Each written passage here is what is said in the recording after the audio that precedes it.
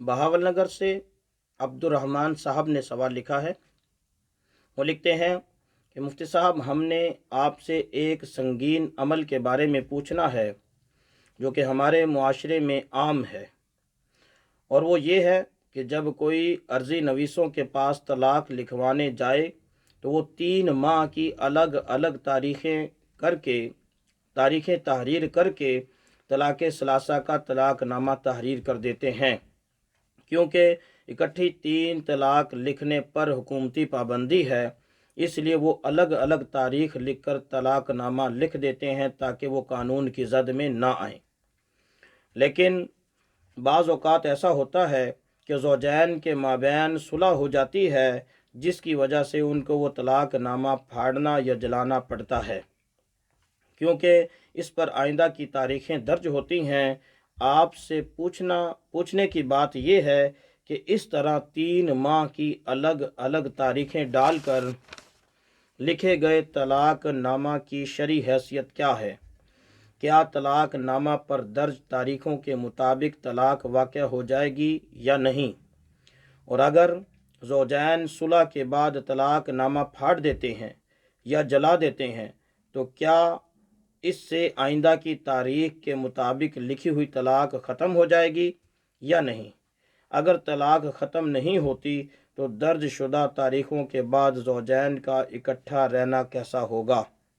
जवाब इनायत फरमाकर शुक्रिया का मौका दें। उबैदुर्रहमान। जी मेरे मोहतरम भाई, ये बात हमारे सामने भी है कि अर्ज़ी नवीसों की ये एक ख़ता है। वाक़अतन ये एक संगीन गलती है, उनको ऐसा नहीं करना चाहिए। अगर कोई तलाक़नामा तहरीर करवाने के लिए आया है तो जो एक तलाक़ का जो तलाक़नामा तहरीर करवाना चाहता है तो उसे चाहिए, अर्ज़ी नवीस को चाहिए कि एक ही तलाक़ लिख कर दें।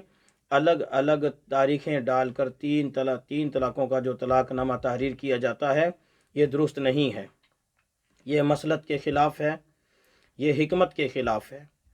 इस वजह से कि अगर जैसे आपने लिखा कि ज़ौजैन के माबैन सुलह हो जाती है, जब उनके दरमियान सुलह हो गई लेकिन तहरीर लिखी हुई है कि एक तलाक, एक मिसाल के तौर पर 10 जनवरी को एक तलाक है, एक 10 फरवरी को है, एक 10 मार्च को है, तो ये जो तहरीर कर दी गई तो आने वाली मज़कूरा जो तारीखें होंगी, जो मुहर्ररा तारीखें हैं, इन तारीख़ों के मुताबिक अज़ खुद तलाक़ का वक़ू हो जाएगा।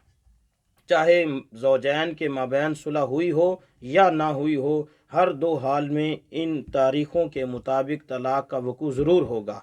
और अगली बात ये कि अब इससे मफ़र भी नहीं, इससे बचने का कोई हल भी नहीं है।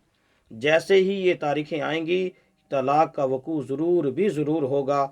और ये सारा किया धरा जो अर्ज़ी नवीसों का है, उनको ऐसा नहीं करना चाहिए। अगर कोई तलाक़ सलासा कहता भी है, 3 महीनों की तलाक़ कहता भी है, तो उसे ये कहे कि फ़िलहाल एक लिखवा ली जाए, जब 1 महीना गुजर जाए तो फिर दूसरी लिखवा ली जाए, फिर जब उसको 1 महीना गुजर जाए तो तीसरी लिखवा ली जाए। ये नहीं करना चाहिए कि अभी से 3 लिख दी गई। और जो हुकूमत ने पाबंदी लगाई है वो भी इसी वजह से लगाई है कि इसमें बहुत सारी ख़राबियाँ वाक़या हुई थी, और इन्होंने पाबंदी तो चलो मानते हैं कि हुकूमती जद में तो ना आएंगे, लेकिन किया तो अब भी गलत है। हुकूमत की मंशा के तो अब भी ख़िलाफ़ हुआ है। हुकूमत की भी मंशा वही थी जो हिकमत हदीस में है कि आप अलैहिस्सलाम ने फरमाया, और फ़िक़्ह की तमाम कुतुब में यह बात लिखी हुई है कि तलाक अगर देनी ही देनी है, 3 ही तलाक़ें देनी हैं, तो फिर एक इस महीने दी जाए, एक अगले महीने दी जाए, एक अगले महीने दी जाए, ना ये कि इकट्ठी 3 अभी तहरीर कर दी जाए और तारीखें 3 महीनों की डाल दी जाएँ।